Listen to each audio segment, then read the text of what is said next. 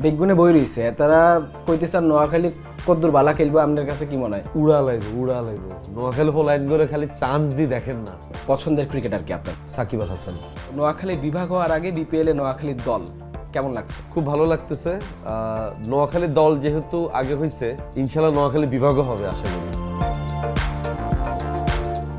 ছোট পর্দার জনপ্রিয় অভিনেতা, যিনি ক্রিকেটের একজন পার সমর্থক, বিপিএল এর এবারের আসরে নবাগত নোয়াখালী এক্সপ্রেসের ব্র্যান্ড অ্যাম্বাসেডর, বলছিলাম জিয়াউল হক পলাশের কথা। নোয়াখালীরই সন্তান এবং যিনি সবার কাছে কাবিলা হিসেবে পরিচিত।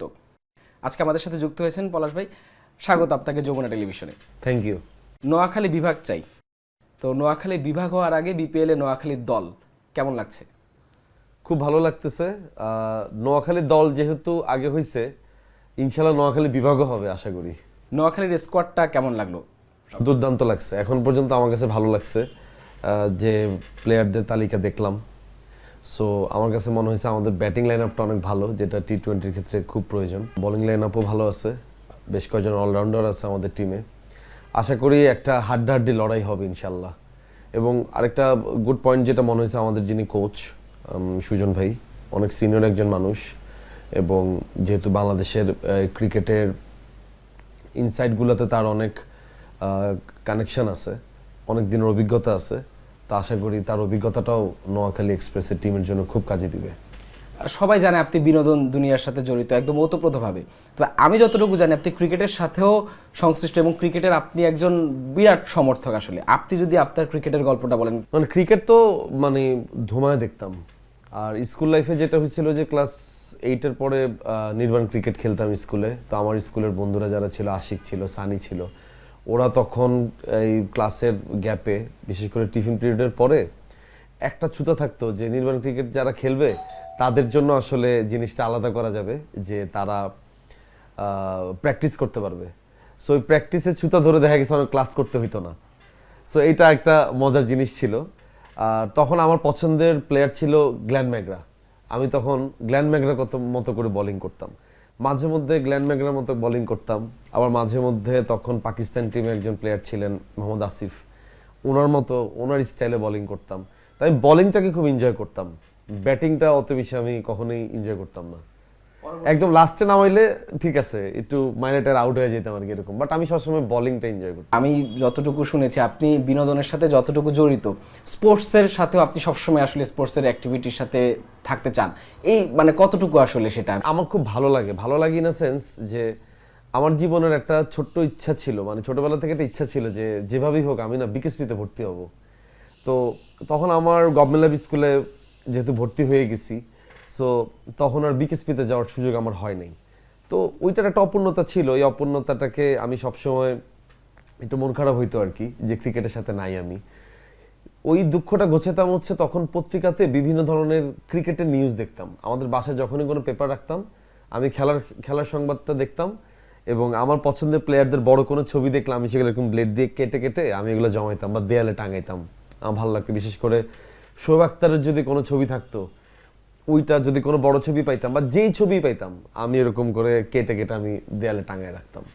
সো ক্রিকেটের প্রতি আমার আবেদনটা একদমই অন্যরকম।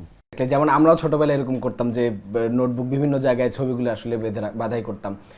যদি বলি ক্রিকেটে, আপনি অনেকের নাম বললেন আপনার ইন্টারন্যাশনাল প্লেয়ার যারা আপনার পছন্দের, বাংলাদেশের পছন্দের ক্রিকেটার কি আপনার ফেভারিট? মানে একজন নাকি কয়েক? একজনের কথা যদি। সাকিব আল হাসান সবসময়ের জন্য the great player all the time বাংলাদেশের জন্য। সাকিব ভাইয়ের সাথে তো আপনার দেখা হয়েছে নিশ্চয়ই, কখনো আসলে নিশ্চয়ই বলেছেন যে সবচেয়ে ফেভারিট ক্রিকেটার আপনার, কি কথা হয়েছে বা সাকিব ভাইয়ের কাছ থেকে কেমন কি শুনেছেন? মানে যতটুকুই যখন সময় দেখা হয়েছে আসলে মানে মুগ্ধতার কথা বলতে বলতে দেখা গেছে যে সময়টা শেষ হয়ে গেছে এরকম। সো সে আমার অনেক বেশি পছন্দের ক্রিকেটার, কারণ একটা সময় বাংলাদেশের ক্রিকেট একটা পরিবর্তনের যখন শুরু হয়েছিল, তখন সেটার মধ্যে তখন আমাদের সাকিব আল হাসান ভাই ছিলেন, মাশরাফি ভাই ছিলেন, তামিম ভাই, মুশফিক ভাই, রিয়াদ ভাই, এদের হাত ধরে বাংলাদেশি ক্রিকেটের যে একটা আমূল পরিবর্তন, তো ওই সময়টার জার্নিটার সাথে তারা মিশে আছে। তো তারা আসলে একটা আবেগের নাম, সবসময় একটা আবেগের নাম তারা। যদি একটু ফুটবল নিয়ে জিজ্ঞেস করি, সামনে বিশ্বকাপ আছে, ফুটবল বিশ্বকাপে ড্র হয়েছে, আপনার ফেভারিট দল আমি জানি, তারপরে জিজ্ঞেস করছি ফেভারিট দলকে এবং কোন প্লেয়ারটা আপনার সবচেয়ে ফেভারিট? অবশ্যই ব্রাজিল, ফেভারিট দল ব্রাজিল ছাড়া আর আসলে কেউই না। আর নেইমার আমার সবসময় পছন্দের, আপনি দেখতেছেন আমার টেবিলের মধ্যে নেইমার। তো যেটা হচ্ছে যে এর বাইরে ধরেন CR7 ক্রিস্টিয়ানো রোনালদোকে আমার খুব পছন্দ। আর মেসি তো মেসি, তাকে নিয়ে আসলে আলোচনা করার কিছু নাই, সে আসলে সমস্ত আলোচনার ঊর্ধ্বে, সে তার জায়গাটা যেখানে নিয়ে গেছে। নেইমারের কাছ থেকে আপনি একটা উপহার পেয়েছেন, যদি বলেন যে আসলে সেটা কি? উপহারটা ছিল হচ্ছে যে এটা আমাদের বাংলাদেশের একজন ব্যক্তি আছেন, তার নাম হচ্ছে রবিন মিয়া, তাকে আপনারা সবাই চেনেন। সো রবিন মিয়া ভাই যখন নেইমারের সাথে যখন কথা বলছিলেন, যে আমাদের উচ্ছ্বাসের কথা যখন জানাইছিলেন, বিশেষ করে আমার ফাউন্ডেশনের কথা যখন তাকে বলছিলেন, তখন সে খুব খুশি হয়েছে যে বাংলাদেশের একজন আর্টিস্ট ডাকবাক্স ফাউন্ডেশন নামে একটা ফাউন্ডেশন চালায়। তখন সে তার ফাউন্ডেশন থেকে আমাকে এই উপহারটা দিয়েছিলেন, এবং তার ফাউন্ডেশনের, তার ইনস্টিটিউটের যে বাচ্চারা পড়াশোনা করেন তাদের সবার সাইন নিয়ে একটা বিশেষ উপহার সে রবিন মিয়ার মাধ্যমে আমাকে পাঠিয়েছিলেন। আর তখন সান্তোসের একটা সুভিনিয়র, সে অটোগ্রাফ সহ একটা সুভিনিয়র সে আমার জন্য। আর এই বইটার কথা তো বললেনই আপনি। হ্যাঁ, এই বইটা আমি কালেক্ট করছি, আমার খুব একটু কমিকের মতো করে একটা বই, সেটা আমি মাঝে মধ্যে পড়ি আর কি, মজা লাগে। এবারের বিশ্বকাপে, আসন্ন যে ফিফা বিশ্বকাপ আছে, কি মনে হচ্ছে কে চ্যাম্পিয়ন হবে বা ব্রাজিল কোথায় থাকবে? ব্রাজিলের গ্রুপে যেটা দেখলাম এখন পর্যন্ত একটু মরক্কো নিয়ে একটু ভাবনা চিন্তা আছে আর কি, তারপরে সমস্যা নেই, ইনশাল্লাহ হয়তোবা ভালো কিছু একটা হবে। আমি তো আমার পছন্দের দল হিসেবে সবসময় ব্রাজিলকে আগে রাখবো, তবে এবার যদি পর্তুগাল হয় খুব খুশি হব, মানে CR7 একটা ডিজার্ভ করে। আর্জেন্টিনা তো গতবার বিশ্বকাপ জিতল 36 বছর পর, ব্রাজিল আমরা শুনতেই হয় যারা অবশ্যই, সমর্থক মানে যারা আছে। ব্রাজিল যদি জেতে তাহলে তো অবশ্যই, মানে সবার আগে ব্রাজিল, যদি কোনো কারণে ব্রাজিল যদি না হয় তাহলে অ্যাটলিস্ট যাতে পর্তুগাল হয়, এটা একটা চাওয়া আছে। আর এবার ইচ্ছা আছে ইনশাল্লাহ এবার ওয়ার্ল্ড কাপে ব্রাজিলের খেলা মাঠে বসে দেখব।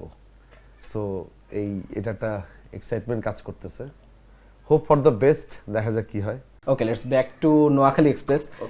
এবার বরিশাল টিমটা নেই, আমরা তো সোশ্যাল মিডিয়ায় বা বিভিন্ন সময় আসলে নোয়াখালী বরিশালের মানুষের একটা তর্কযুদ্ধ, কথার লড়াই আমরা সবসময় দেখি, ইন্টারেস্টিং। বরিশাল নেই, বরিশালকে কতটুকু মিস করবেন? প্রচুর মিস করবো, প্রচুর। মানে আমার একটা মানে মনে হচ্ছিল যে BPL এ ধরেন নোয়াখালীর খেলা হইতেছে আর বরিশালের খেলা হইতেছে, মানে যেদিন একসাথে খেলা হইতো ওই দিন বাংলাদেশে একটা উৎসব হইতো, আমরা সেই উৎসবটা থেকে বঞ্চিত হইলাম। মানে একসাথে হইলে খুব মজা হইতো, মানে দুইজনরে ধরেন চেতাইতাম পচাইতাম, এটা আর কি। তো দিন শেষে এটা একটা ফান, ওই ফানটা অবশ্যই হইতো। শেষ প্রশ্ন ভাইয়া, বেগুনে বই রইছে, তারা কইতেছেন নোয়াখালী কদ্দুর বালা খেলবো, আপনার কাছে কি মনে হয় কদ্দুর খেলবো? উড়া লাইব নোয়াখালী হোল লাইন করে, খালি চান্স দিয়ে দেখেন না, কাপা লাইব বেগুন, খালি ওয়েট করেন। কি হবে, চ্যাম্পিয়ন হইব নাকি? ইনশাল্লাহ, মানে আমি যেহেতু নোয়াখালী ছেলে, আমি তো সবসময় চাবো যে নোয়াখালী চ্যাম্পিয়ন হোক, এবং চ্যাম্পিয়ন হওয়ার মধ্যে একটা দল হয়েছে। তারপরও দিন শেষে আসলে খেলায় হারজিত থাকবেই, সো আমরা ওই হারজিতটাকে আমরা মেনে নিব, আর দিন শেষে এটা একটা ফান, সো আমরা ফান হিসেবেই রাখবো, দ্যাটস ইট।